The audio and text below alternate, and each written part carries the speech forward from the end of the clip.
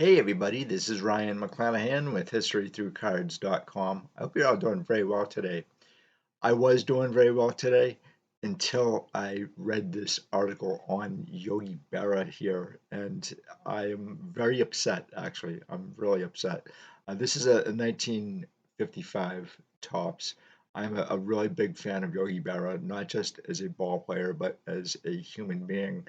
And this article that I'm going to read to you guys today, it may make you guys really upset too, but there's something that's going on that actually is well beyond baseball or even what happened to Yogi Berra here.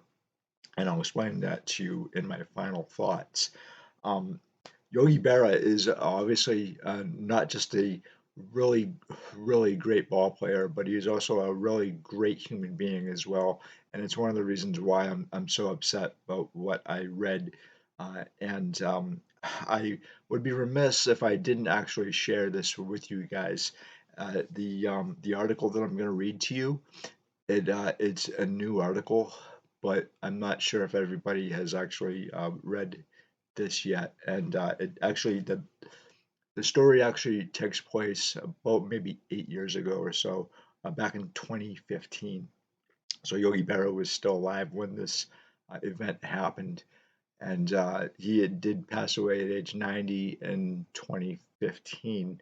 But I met Yogi Berra once, and I spoke to him over the phone a couple of times prior to my meeting him, and I thanked him for his military service. It means more to me than his baseball career. But Yogi was a very humble guy, and he was great to his fans, which makes this even more difficult. So without further ado, guys, I am going to read this article and share my thoughts afterwards. So here we go. This is from CBSNews.com, April 7th, 2024. Meet Tommy Trotta, the thief who stole Yogi Berra, Roger Maris, and Carmen Basilio memorabilia, by John Wertheim. There may be no honor among thieves, but there are some ground rules. Among them, don't steal what you can't turn around and sell. A gang of burglars from Pennsylvania learned this the hard way. Over the course of 2 decades, they snuck and smashed their way into a string of hollowed sports venues and small museums throughout the United States, making off with championship rings, jewel-studded belts, and dozens of trophies. But they couldn't fence their loot on the shadowy sports memorabilia market without catching too much attention. So, what do you do once you've lifted Yogi Berra's World Series rings? Tonight, the thief rings mastermind, having come clean to the authorities and served some time, gives up the game on 60 Minutes. Here he is, perhaps not the guy you'd cast as the lead in the heist movie, Tommy Trotta, on the family pilgrimage to the Baseball Hall of Fame. But he wasn't just making memories that day, he was running reconnaissance. Tommy Trotta, I took a walk in these places and I would try to sit to have either my niece or nephew. So I would kind of guide them over if I wanted to see a door or window, and then I would kind of film how far do I have to run to get over through this door. John Wertheim, you're bringing the kids like you're Tommy Trotta. Bringing the kids, I'd be like John Wertheim, like those tourists. Trotta, come on, let's go over there, and then boom, get it on film, but not filming them. No, I want that window. I want that door. Much like an athlete, he'd prepare for the job by spending hours watching tape. In his case, his own shaky footage of potential targets and the closest exit, Wertheim. Needless to say, they do not expect you are casing the joint and doing your surveillance. Trotta, not in a million years. I have a dorky look to me. I know this. I don't look like a criminal at all. He sure acted like one. Here he is in 2012 after smashing through a window into the U.S. Golf Museum in New Jersey. He made off with the great Ben Hogan's trophies. Middle of the night, unarmed, it was the MO Trotta would replicate scores of times, confounding investigators for a quarter century. Trotta, certain fans really don't like me. Now 48, Trotta grew up outside Scranton, a sports fan, baseball in particular. His grandparents took him to Yankee Stadium. He also grew up a thief. He says he still believed in Santa when he began stealing. Values, he says, he got from his late father. Tommy Trotta, our first salmon trip, for example, my dad's he's from New Jersey, not so much of a fisherman, right? And everyone's catching fish around us except us. So we decide to sneak up onto the hatchery at night. So 3 o'clock in the morning, here we are with just nets and then scooping them right out of because all the salmon are coming up. John Wertheim. That's one way to catch fish. Trotta stole a bunch of salmon, yeah. Later on, he ran with a crew of neighborhood friends who, in time, would become his alleged accomplices. He says they went from robbing payphones to burglarizing homes. Theft became his full-time job. Marrying his two passions, Trotta pulled his first sports heist in 1999, an exhibit devoted to Hall of Fame pitcher Christy Mathewson, winner of 373 games, went on display at a nearby college. It featured a jersey commemorating the 1905 World Series. The woman running the display allowed visitors, including Trotta, to get up close. Tommy Trotta. So she opens up this little glass case, slides it, takes the jersey out, hands it to me. I'm holding the jersey right away, my head's spinning. So I'm thinking, who am I going to call and who's going to help me with this? Because it was only going to be on display for one day. Wertheim. So it's spinning not because you're in awe of this, it's spinning because you're thinking, Trotta, there's no time. Wortham, why did you take the jersey? Trotta, that's a good question, John. I have it. I try to sell it one day, you know. Of course, it's priceless. Wertheim, what do you think you could have gotten for it? Trotta, how much attention on it? It was real tough to sell. Even at 10% would have been probably over $100,000 just for somebody to look at it and maybe wear, which I did wear it. I had it on. Wertheim, you had it on? Trotta, yeah, I wanted to see. I heard he was a real big guy, Christy Mathewson. The fact that he wore it during the game, I got a kick. I'm a big fan. I'm a fanatical baseball fan. What kind of fan? A self-professed Yankees fan, no less, would target Yogi Berra. The star catcher won a record 10 World Series rings when he wasn't posing. Yogi wore one and kept the other 9 here at his museum and learning center in Little Falls, New Jersey. That is, until a rainy October night in 2014. Trotta had been planning the job for months. Tommy Trotta. Now, the Yogi Berra cases were something special. It was a special kind of bulletproof glass that was never going to shatter. So that's the one we used. I had the grinder with a rescue blade, and I actually cut the case open, reached in, grabbed the rings, and went to the other case. Pyramid cut to get the MVP plaques out also. Alarm blaring, police were already on their way as Trotter ran across his field to meet his getaway driver. Trotter, we were a second away from getting caught. Get back to the house, laid the rings out. I wanted to try 'em on. Wortham, did you? Trotta, I tried 'em all on. I just put 'em on just to see. And then the next thing that we did, we start with to dismantle them. Wertheim, what did you do with the rings? Trotta, cut 'em up and melted 'em. You heard right. Trotta and crew retreated to this rural Pennsylvania garage and melt down Yogi Berra's rings. He says they melted down much of their loot, the stuff that was too hot to sell, and brought the gold and gemstones to Manhattan's Diamond District, where a dealer paid the gang in cash, no questions asked. For all that priceless Yogi Berra memorabilia, Trotta says they got $12,000.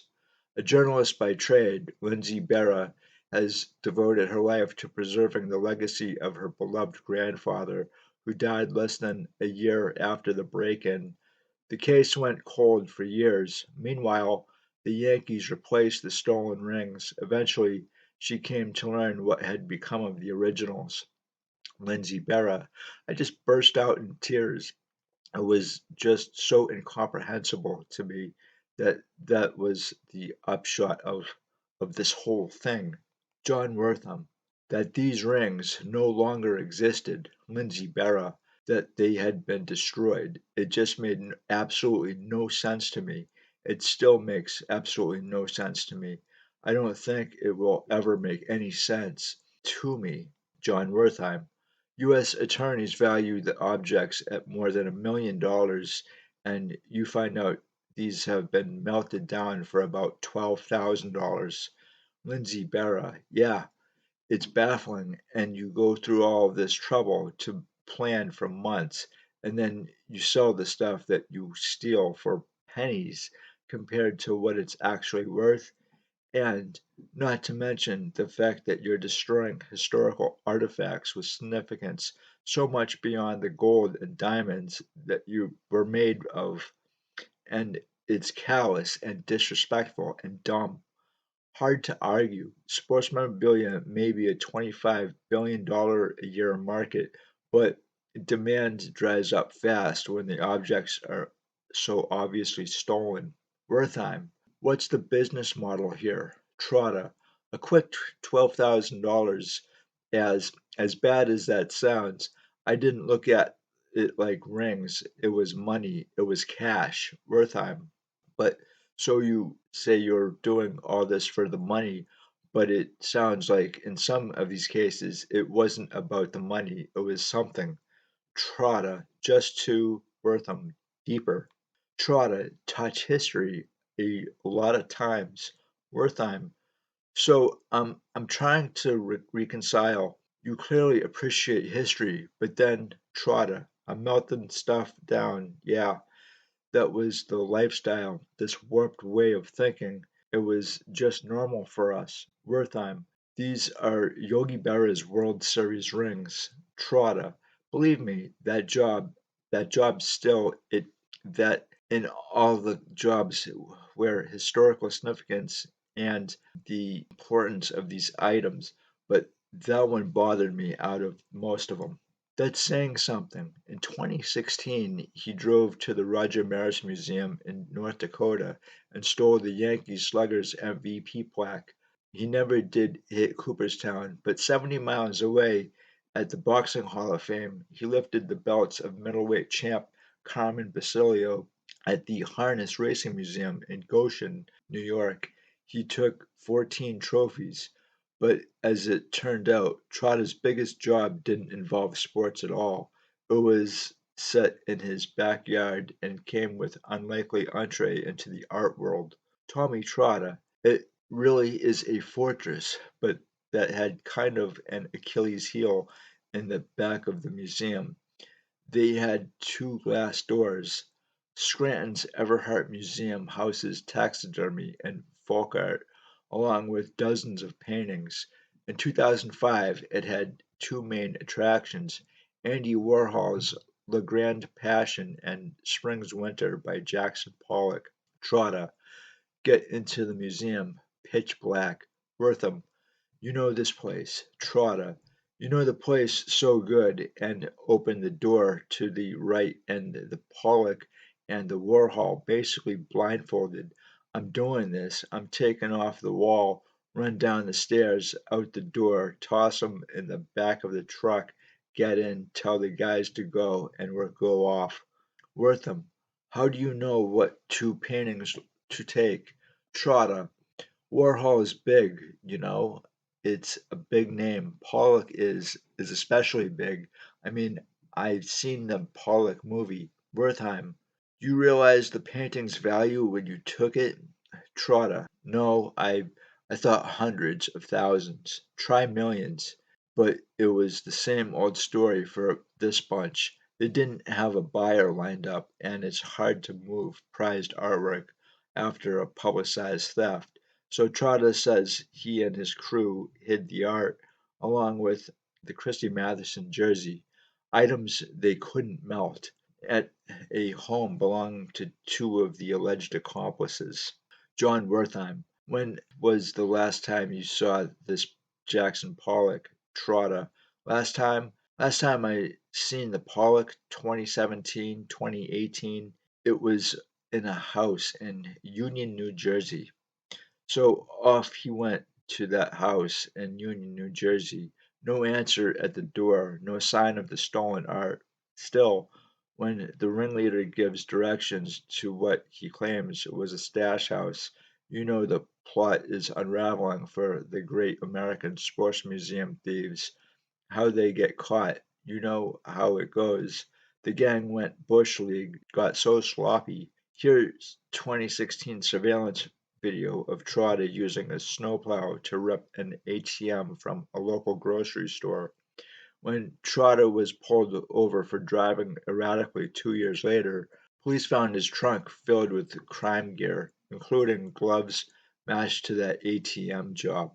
Wertheim, 30 years of secrecy and of stealth, and all of a sudden, Trotta, it's all down. Wertheim, that's what it's like for you. Trotta, when it's over, you know. Yes, he steals Yogi Berra's rings and mangles Yogi Berra's quotes. Trotta was taken into custody. Police began matching him for a string of home burglaries. Inside a county jail, he made a deal. In exchange for reducing a sentence that could have spanned decades, Trotta would lay out for investigators all those unsolved museum heists. He also gave up his longtime crew, the lookouts, getaway drivers, and gold melters. The ringleader turned chief government witness. Last summer, federal and state authorities announced a sweeping indictment. 8 of Trotta's alleged accomplices were charged with conspiracy to commit theft of major artwork. 4 have pled guilty, the other 4 pled not guilty and will face trial this year. The indictment details, sadly, the melting of Yogi Berra's rings. It doesn't say what happened to the missing loot like the Mathewson jersey, the Warhol, the Pollock. Investigators declined our request for comment, citing the pending trials. We put the question to Trotta, and inasmuch as a career thief can be believed. Wertheim, do you have any idea where it is? Trotta, no, right now, no. I don't think it's destroyed. Nobody would be that stupid. Probably gonna pop up one day. Trotta finished serving his state sentence for more than 4 years last June. He's still working nights, but now at a warehouse. He's awaiting sentencing on federal charge of theft of major artwork. Tommy Trotta. How we justified it is, hey, nobody's getting hurt, but I never looked at it like sitting in jail 51 months. Emotionally, I destroyed people. I know this now. Wortham, fair sentence? Trotta, I do regret hurting everybody I stole anything from. The Yogi Berra family, like what everything he accomplished in life. He didn't need someone like me to do what I did, but I can't take away what he did. He's the hero. I'm not. I'm not. John Wortham, do you think Yogi would forgive him? Lindsay Berra, I mean, I kinda do. Grandpa was such that if you owned up to your mistakes and you showed remorse, he would certainly forgive you, and I suppose I could do that, but I'm still mad that the stuff is gone. Again, I am so upset by this. There was no need for this at all. A lot of times, a painting will be stolen as barter to try to get the person out of jail early or an early sentence. And in this case, though, you know, where do we go from here? Honestly, Joe DiMaggio's rings are also stolen, and they've been stolen for like 40 years, and nobody has seen them since. Um, I don't know how law enforcement treats stolen baseball cards. Obviously, it's a different thing, and unfortunately, I think a lot of times the FBI and whoever probably don't treat this correctly as or they don't see it in the same way that collectors see it. They're like, oh, it's a baseball card. Okay, you can go get another one, but it's somebody's property, and you work very hard, I'm sure, to acquire these items, and you do the research, I'm sure, to actually do this, and so it's your hard-earned money, and that hasn't been lost on me, and I'm sure thousands of other collectors as well, because it could be you that your items are stolen, or me, and I work very hard for the things that I have, and I appreciate what I have, and I don't expect other people to appreciate your collection the way you do, as this Tommy Trotta did not appreciate Yogi Berra's items as Yogi Berra did. Yogi Berra didn't. He didn't want this stuff stolen, I'm sure. This was for everybody else. This was for you. This was for me. Even though he worked very hard for the things that he had, um, and he wanted to share it with the public. And unfortunately, now that can really never happen. I always will love Yogi Berra, and he's one of my absolute favorite human beings of all time. And so this really makes me very sad. And I really wanted to share this with you today and hear what you guys have to say.